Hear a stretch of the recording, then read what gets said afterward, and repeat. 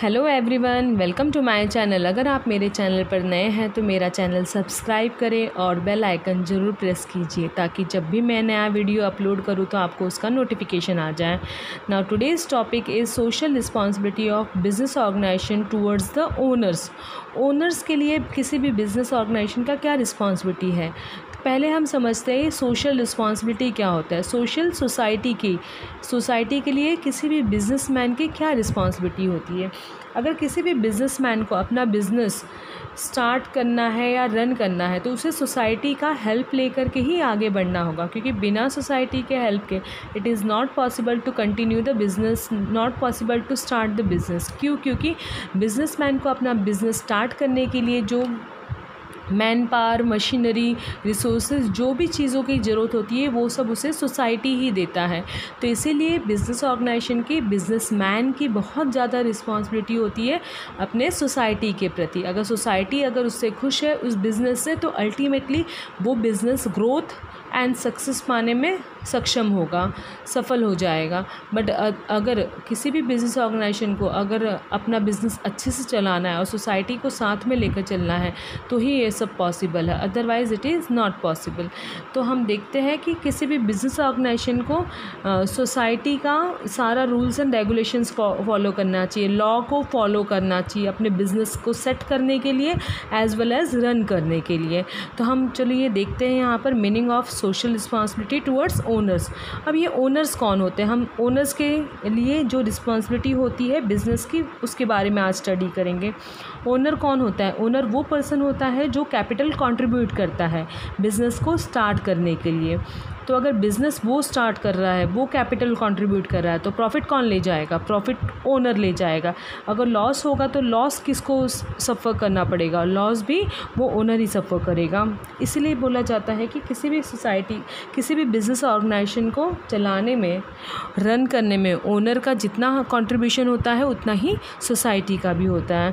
तो मीनिंग देखते हैं, owners are the person who owns the business and they are responsible for the profit और losses and they contribute the capital and bear the risk. जैसे कि मैंने कहा कि ओनर ही रिस्पॉन्सिबल है प्रॉफिट के लिए भी और सारे लॉसेस के लिए भी।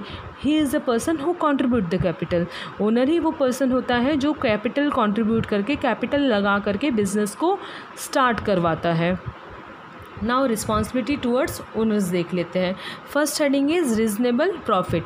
प्रॉफिट होना चाहिए। कोई भी बिज़नेस जब स्टार्ट किया जाता है तो वो बिजनेसमैन का main purpose, main motive, target होता है कि वो ज़्यादा से ज़्यादा प्रॉफिट अर्न कर ले। तो प्रॉफिट कब अर्न होगा, जब सेल्स इंक्रीज़ होगा। तो बिज़नेस ऑर्गेनाइजेशन की बहुत इंपॉर्टेंट रोल प्ले करता है यहाँ पर कि वो सेल्स को इंक्रीज़ करे। सेल्स जब इंक्रीज़ होगा तो ही प्रॉफिट इंक्रीज़ होगा। और सेल्स कब इंक्रीज़ होगा, जब उसका प्रोडक्ट क्वालिटी वाइज अच्छा होगा। क्वालिटी ऑफ द प्रोडक्ट अगर अच्छा है तो ही सेल्स इंक्रीज़ होगा, और सेल्स इंक्रीज़ होगा तो प्रॉफिट इंक्रीज़ हो जाएगा। तो सारे बिज़नेस ऑर्गेनाइजेशन का ये रिस्पॉन्सिबिलिटी होता है कि वो ज़्यादा से ज़्यादा प्रॉफिट अर्न करने में हेल्प करे, क्योंकि जब प्रॉफिट होगा तो ही ओनर अपने बिज़नेस को एक्सपांड भी कर पाएगा। तो ओनर के लिए क्या रिस्पॉन्सिबिलिटी है, social responsibility of business organization towards owners, कि वो ज़्यादा से ज़्यादा प्रॉफिट अर्न करने में हेल्प करे। Second one is exploring business opportunities. Exploring business opportunity मतलब फॉर एग्जाम्पल उसने एक छोटा सा स्मॉल स्केल पर बिज़नेस स्टार्ट किया, बिजनेसमैन ने एक छोटा सा बिज़नेस स्टार्ट किया है। तो उस बिज़नेस ऑर्गेनाइजेशन, अब बिज़नेस ऑर्गेनाइजेशन और बिज़नेसमैन ये दो अलग चीज़ें नहीं, एक ही चीज़ है, क्योंकि बिज़नेसमैन वो पर्सन है जो बिज़नेस स्टार्ट करता है, जो कैपिटल लगाता है, और उसके बिज़नेस को ही बिज़नेस ऑर्गेनाइजेशन में यहाँ पर बोल रही हूँ। तो उस बिज़नेस ऑर्गेनाइजेशन की रिस्पॉन्सिबिलिटी है कि बिज़नेस ज़्यादा से ज़्यादा एक्सपांड करे, एक्सपांशन,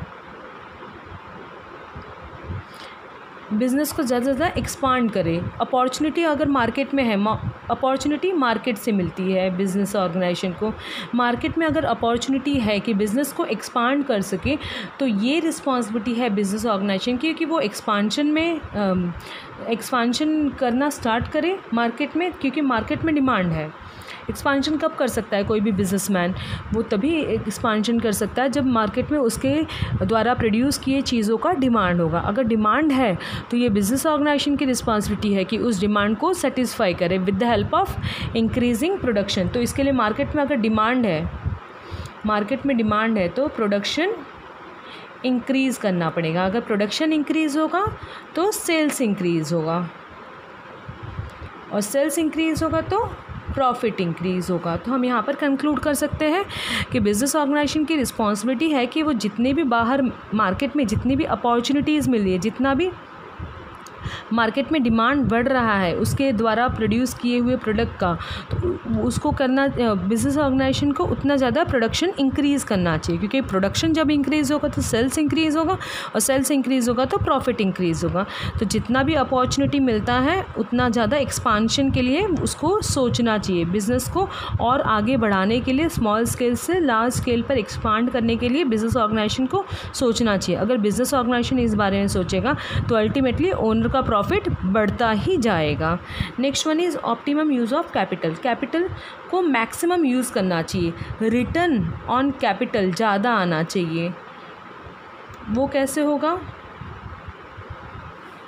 किसी भी ऑर्गेनाइजेशन में जो भी कैपिटल लगा रहता है बिजनेसमैन का, ओनर का, उस कैपिटल का मैक्सिमम रिटर्न आएगा। कैसे? क्योंकि वो जितना ज़्यादा इन्वेस्ट कर रहा है, वो जितना अमाउंट इन्वेस्ट किया है बिज़नेस में, अगर उसका बिज़नेस ग्रो करता है, एक्सपांड करता है, सेल्स इंक्रीज़ होता है, मार्केट में रेपुटेशन बढ़ता है उसके बिज़नेस का, तो अल्टीमेटली उसका रिटर्न ऑन कैपिटल इंक्रीज़ हो जाता है। तो यहाँ पर इम्पॉर्टेंट रोल प्ले करता है बिज़नेस ऑर्गेनाइजेशन कि मैक्सिमम, ऑप्टिमम मीन्स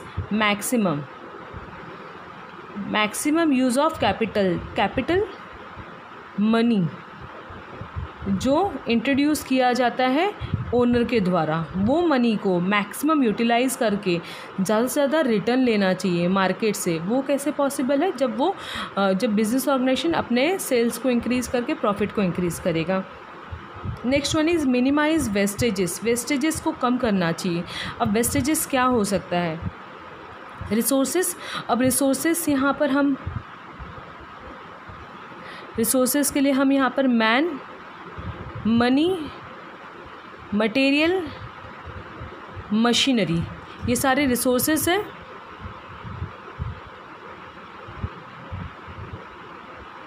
ये सारे रिसोर्सेस है 4 M's, इनको हम 4 M's भी बोलते हैं। 4 M's को अगर मैक्सिमम यूटिलाइज़ किया जाए, मैन पावर को अच्छे से यूज़ किया जाए, जैसे एम्प्लॉय की अगर 10 एम्प्लॉयज़ हायर किया है ऑर्गेनाइजेशन में और एक्चुअल में काम है सिर्फ 6 एम्प्लॉयज़ के, तो ये 4 एम्प्लॉयज़ टाइम पास कर रहे हैं, इसका मतलब उनको सैलरी देना नुकसान हो रहा है। तो ये मैन पावर तो नुकसान हो ही रहा है, मनी भी नुकसान हो रहा है उसको सैलरी दे करके, मशीनरी को भी वेस्ट कर रहे हैं हम लोग। क्यों? क्योंकि वो मशीनरी हम लोग ने ख़रीद लिया है 10 लोगों के हिसाब से, पर यूज़ हो रहा है सिर्फ 6 लोगों के द्वारा। अब मटेरियल यूज़ ही नहीं हो पा रहा है, क्योंकि जितना ज़्यादा काम ही नहीं है, प्रोडक्शन ही नहीं है, बाकी के लोग टाइम पास कर रहे हैं, यहाँ पर मटेरियल का भी वेस्टेजेस हो रहा है। तो हम यहाँ पर कह सकते हैं कि minimization of wastages should be done by the business organization और रिसोर्सेज का। अब resources man, money, material and machinery के बारे में हम लोगों ने यहाँ पर बात की है। Next one is efficient business. Business कब एफिशिएंट होता है? बिज़नेस तब एफिशिएंट होता है, मैक्सिमम बिज़नेस तब होता है जब ऑर्गेनाइजेशन का रेपुटेशन मार्केट में अच्छा होता है। रेपुटेशन जिसको हम गुडविल भी कहते हैं। एफिशिएंसी अच्छी होती है, काम अच्छे से होता है, प्रोडक्शन जब इंक्रीज़ होता है, सेल्स जब इंक्रीज़ होता है, प्रॉफिट जब इंक्रीज़ होता है, तब हम कहते हैं कि ऑर्गेनाइजेशन एफिशिएंटली काम कर रहा है। क्यों? क्योंकि उसका मार्केट में रेपुटेशन अच्छा है, गुडविल अच्छा है। अगर गुडविल जिस भी ऑर्गेनाइजेशन का अच्छा होता है तो उसे अपने ऑर्गेनाइजेशन का नाम मेंटेन करने के लिए, गुडविल मेंटेन करने के लिए क्वालिटी ऑफ प्रोडक्ट इम्प्रूव करना पड़ता है। अगर क्वालिटी ऑफ प्रोडक्ट इम्प्रूव्ड है, प्रोडक्शन इंक्रीज़ किया, सेल्स इंक्रीज़ होगा तो प्रॉफिट इंक्रीज़ होगा, तो उसको बोलते हैं efficient business. Next one is fair practices on stock exchange. जैसे मैनिपुलेशन होता है प्राइसिंग का, मैनिपुलेशन, जैसे कि फॉर एग्ज़ाम्पल शेयर का वैल्यू है, कॉस्ट है 100 रुपीज़, पर मार्केट में स्टॉक एक्सचेंज में उसको 200 रुपीज़ में ट्रेडिंग करवा रहे हैं। जानबूझ करके पर्पसली प्राइस इंक्रीज़ करके स्टॉक एक्सचेंज में ट्रेडिंग हो रहा है, तो ये manipulation should be avoided by the business organization. Purposely price को, शेयर के प्राइस को इंक्रीज़ करके प्रॉफिट कमाने के चक्कर में पड़ गए, तो ये it is not the good thing which can be done by the business organization. Expansion and diversification, किसी भी बिजनेस ऑर्गेनाइजेशन का एक्सपांशन एंड डाइवर्सिफिकेशन करना बहुत ज़्यादा ज़रूरी होता है। क्यों? क्योंकि उसका ग्रोथ तभी पॉसिबल है। अगर कोई भी बिजनेस ऑर्गेनाइजेशन एक्सपांड कब करेगा? जब उसके सामान का प्रोडक्शन जो भी होता है उस प्रोडक्शन का डिमांड हो। जब डिमांड होगा तो सेल्स इंक्रीज़ होगा, सेल्स इंक्रीज़ होगा तो प्रॉफिट भी इंक्रीज़ होगा। तो हम यहाँ पर कह सकते हैं कि बिजनेस ऑर्गेनाइजेशन की रिस्पॉन्सिबिलिटी है कि वो अपने बिज़नेस को एक्सपांड करे, डाइवर्सिफाई करे, अलग अलग टाइप के प्रोडक्ट में अलग अलग टाइप के बिज़नेस में इन्वॉल्व हो जाए, जिसकी वजह से ऑर्गेनाइजेशन का ग्रोथ इज़ पॉसिबल। तो ये सब कैसे होगा? ओनली जब क्वालिटी, प्रोडक्ट की क्वालिटी जब अच्छी होती है तो ही एक्सपांशन डाइवर्सिफिकेशन के बारे में सोच सकते हैं। जब मार्केट में गुडविल अच्छा होता है, जब मार्केट में रेपुटेशन अच्छा होता है, तभी ये सब पॉसिबल है कि बिज़नेस ऑर्गेनाइजेशन एक्सपांड कर सकता है, डाइवर्सिफिकेशन में वो सोच सकता है। ये रिस्पॉन्सिबिलिटी होती है बिज़नेस ऑर्गेनाइजेशन की टूवर्ड्स द ओनर्स के लिए कि वो अपने बिज़नेस को ज़्यादा से ज़्यादा एक्सपांड करें और डाइवर्सिफाई करें इन डिफरेंट प्रोडक्ट लाइन, अलग अलग बिज़नेस में डाइवर्सिफिकेशन के बारे में सोचे। तो इससे ओनर को क्या फ़ायदा होगा? ओनर का प्रॉफिट बढ़ेगा। Next one is periodic information. Periodic information is the responsibility of the business organization towards owners कि वो सारा इन्फॉर्मेशन पीरियोडिकली इन्फॉर्म करें ओनर्स को कि हमारा क्या रेवेन्यू है। Revenue means income. और मार्केट में भी ट्रेडिंग हो रहा है उसके कंपनी के स्टॉक्स की, शेयर्स की, तो वो पीरियोडिक इन्फॉर्मेशन जर्नल के थ्रू, न्यूज़पेपर में जैसे आ जाता है, बड़ी बड़ी कंपनी उसके periodic information, yearly information, balance sheet आता है, तो ये सारा इन्फॉर्मेशन देना ज़रूरी है बिजनेस ऑर्गेनाइजेशन को अपने ओनर्स को। Next one is effective use of owner's fund.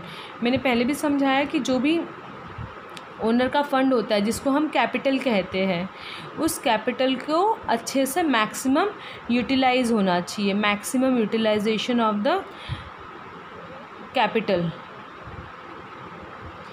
It is the responsibility of the business organization towards the owners that they should use the to the maximum extent owners fund purposely अच्छे से use करना चाहिए, efficiently use करना चाहिए, जिससे कि organisation का profit increase हो जाए, जिससे ओनर्स को ही बेनिफिट मिलता है।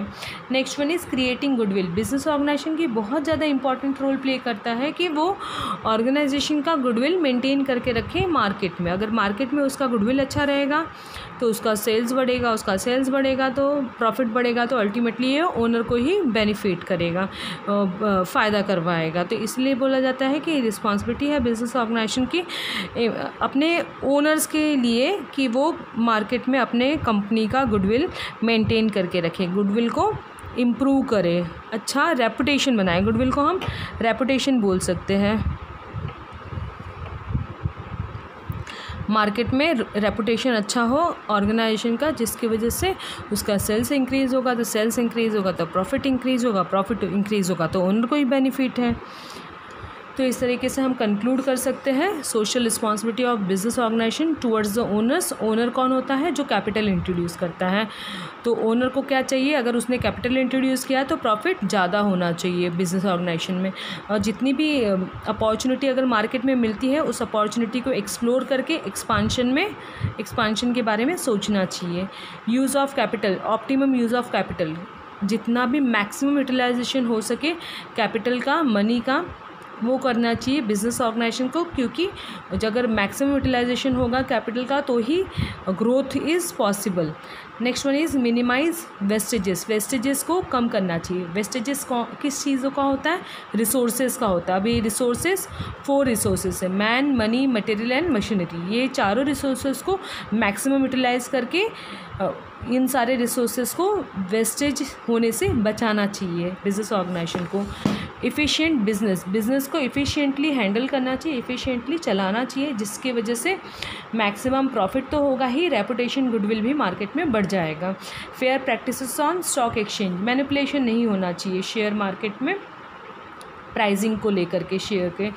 Expansion and diversification, business organization को अपने ही लिए अपने ऑर्गेनाइजेशन को एक्सपांड और डाइवर्सिफाई करना चाहिए ताकि ऑर्गेनाइजेशन का ग्रोथ हो। और ये expansion and diversification totally dependent है कि अपने ऑर्गेनाइजेशन का क्वालिटी ऑफ प्रोडक्ट कैसा है। अगर क्वालिटी ऑफ प्रोडक्ट अच्छा है तो मार्केट में ऑलरेडी रेपुटेशन बना हुआ है, तो वैसे इस्टेब्लिश्ड बिजनेस को एक्सपांड और डाइवर्सिफाई करने में ज़्यादा वक्त नहीं लगता है, क्योंकि उसका ऑलरेडी एक प्रोडक्ट, एक कंपनी अच्छा चल रहा है, उसका मार्केट में रेपुटेशन अच्छा है। पीरियोडिक इन्फॉर्मेशन देना चाहिए through journal and through newspaper. Effective use of owner's fund, owners का जो भी फंड लगा हुआ है, कैपिटल लगा हुआ है, उसको मैक्सिमम यूटिलाइज़ करके रिटर्न देना चाहिए ओनर को प्रॉफिट के जरिए। एंड क्रिएटिंग गुडविल कैसे इंक्रीज़ होगा, क्वालिटी ऑफ प्रोडक्ट अगर मार्केट में अच्छा माना जा रहा है उस कंपनी का, तो ऐसी कंपनियों का गुडविल ऑटोमेटिकली इंक्रीज़ हो जाता है, रेपुटेशन अच्छा बन ही जाता है। Thank you very much.